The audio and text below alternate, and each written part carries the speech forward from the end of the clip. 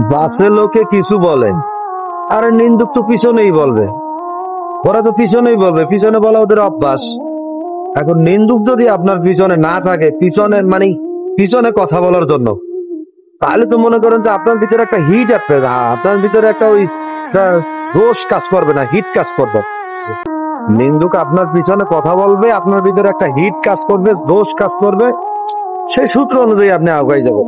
এটাই তো বাস্তব, এটাই তো নিয়ম। নিন্দুক আছে, থাকবে, ওদেরকে থাকতে দেন, ওদের মতো ওদের মতো করুক না।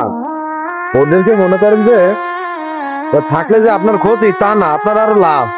আপনি মনে করেন যে আরেকটু সতর্ক ভাবে চললেন, যে আমার পিছনে তো মানুষ আছে কথা বলার মতো, আমার যেটা করবে এটা সঠিকভাবেই করতে হবে, এটাই বাস্তব, এটাই রায়। নিন্দুক আছে, থাকতে দেন। ওদের কাজই হইলো নিজের খাইয়া বোনের মহিষ তারা, ওরা তারাক না, সমস্যা কি তাতে? মনটাও একটু সুশৃঙ্খল ভাবে থাকলো।